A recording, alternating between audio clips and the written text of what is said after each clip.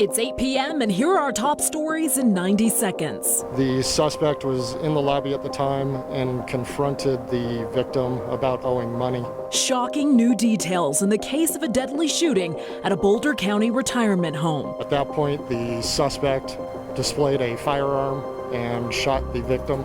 Tonight, arrest records show a 95-year-old resident killed an employee over $200. Another avalanche death in Colorado. This latest one in Vail, where avalanche risk remains at dangerous levels. The snowpack's weaker than normal this year, and places that they might have traveled in past years might not be safe this year. Plus, all new at 8, a local community leader and mother of 4 is arrested by Border Patrol agents in Texas. I'm Addie Guajardo. A mother of 4 and immigration rights advocate living here in Colorado is arrested at a Border Patrol checkpoint in Texas. A federal judge orders her release, but ICE may have other plans for the undocumented mother. The frustration isn't going away. We're hurting. We are really hurting out here. But people still can't access unemployment benefits. We work to get answers from the state. And Denver7 Gives goes the extra mile for a family who lost their patriarch to COVID. We're definitely going to keep the memory alive and keep him with us. Good Thursday evening, and thank you for watching Denver7 News on Local 3. I'm Jessica Porter.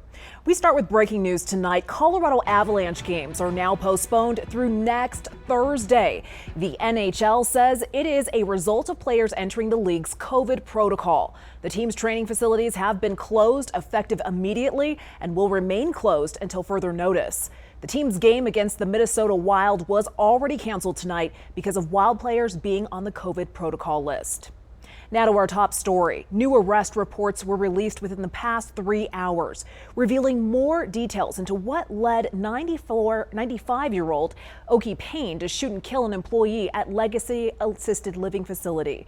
According to the arrest affidavit, Payne told investigators he believed staff at Legacy was drugging him and stealing money from him.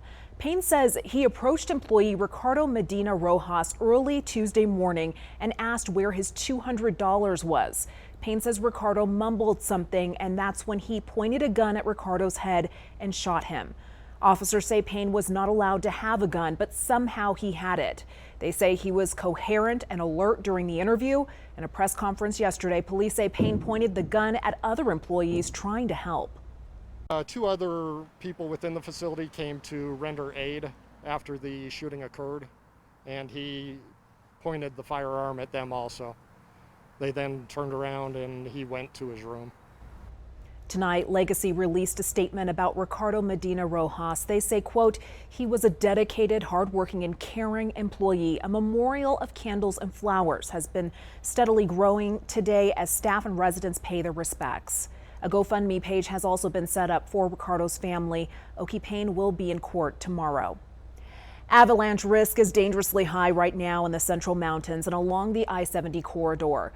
Those are the areas in red right here on this map. And sadly today, a backcountry skier was killed in this avalanche near Vail. The body was recovered this afternoon. The Colorado Avalanche Information Center says with new snow coming, avalanche danger could remain high through the weekend. We expect to put another new load on easterly facing slopes, southeast, east, northeast. And so we expect natural avalanches in those places. And we expect the avalanche danger to rise in the Front Range and Steamboat zones tomorrow. This is the 4th avalanche death in Colorado this week. 3 skiers were killed in a large slide near Silverton on Monday. They've been identified as town leaders in Eagle. The future of 4 children living in Broomfield is in limbo. This after their mother was arrested at a Border Patrol checkpoint in Texas. Their father was deported just last year. Our Denver7's Addie Guajardo has their story. Hilda Martinez Murillo is known in her Colorado circle as a champion of immigration rights. Hilda was involved in actions to free them all. She's described as outspoken and fearless in the face of injustice. Hilda has testified in favor of bills at the state capitol and met with many Colorado Congress people to advocate for just and humane immigration reform and the elimination of immigrant detention centers. The mother of 4 became the sole breadwinner when her husband was deported last year. She moved to the U.S. in 2012, seeking asylum. hardworking, a devoted mother, and an incredible role model for her community. After nearly a decade in the U.S., on January 29th, while visiting family in Texas, she was arrested at a Border Patrol checkpoint in El Paso and transported to a detention facility in New Mexico. A team of immigrant advocates spoke with her on the phone. It's something that I would never hope for anyone. She's facing charges for conspiracy to transport illegal aliens. Hilda's federal public defender attorney says the charge is serious, but her immigration attorney in Colorado calls it a common charge against immigrants. Someone can be charged with illegally transporting undocumented immigrants if they merely have people who are undocumented in their vehicle. And that's anybody who gave someone a ride from point A to point B could be charged with this particular crime. Hilda was released from jail by a federal judge on Thursday. We are grateful for all of the support. Her sister and her supporters were excited she would be reunited with her 4 children in Broomfield. But the excitement may be temporary. Her appointed attorney says there are reports that ICE will arrest her despite the judge's order. Hilda's immigration attorney says they plan to seek her release from ICE to reunite her with her children. But at this point, it's a waiting game. That was Addie Guajardo reporting. Denver Mayor Hancock held a community discussion tonight about the coronavirus impact in Latinx communities. Those who identify as Latinx make up 29% of Denver's population, yet they account for half of the city's coronavirus cases.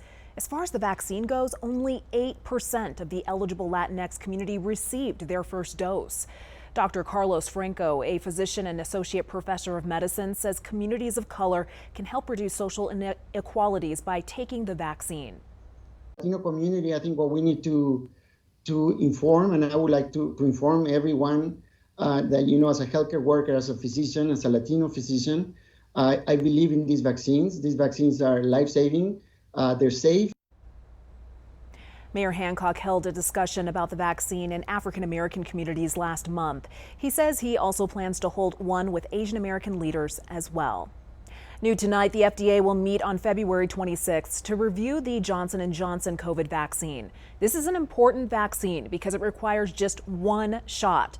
The Pfizer and Moderna vaccines require 2.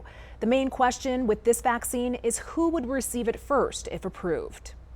The Labor Department says it is receiving thousands of calls a day from people desperate to access their unemployment benefits. The state insists help is coming and that people will get their money. In the meantime, Coloradans make do without. Here's Liz Gilardi. Dozens of people have reached out to contact Denver7, confused about their claims or wondering which phase they're in. We learned today the phase 2 group, or people who are expecting to receive extended benefits but have exhausted previous claims, will have to continue waiting. The Colorado Department of Labor and Employment does not have a firm date for when they plan to start the phase 2 rollout. They're hopeful it could happen by the end of this month, but for many people, that's not soon enough. We're hurting. We are really hurting out here. And to make somebody wait over 2 months, almost 3 months, you know, who you owe bills to are not going to understand that. The frustration is boiling over. Someone started a petition asking the state to accelerate phase 2 unemployment distributions. And we're also answering some of the questions we've received from viewers in a story that's up on our website. Liz Gilardi, Denver7. My dad will always be my hero. A local family hit hard by COVID is now wondering how they will pay for funeral expenses. Everybody's struggling for us, and I know my dad wouldn't have wanted it that way. How Denver7 Gives is aiding them get the closure they need. Temperatures are way colder today, and there's another round of snow heading for Colorado. And coming up later, theater has been greatly impacted by the pandemic. But one Colorado theater director is going old school to teach his young students. I don't know why I didn't think of it sooner, but radio play, I just thought, hey, we can do it as a radio play.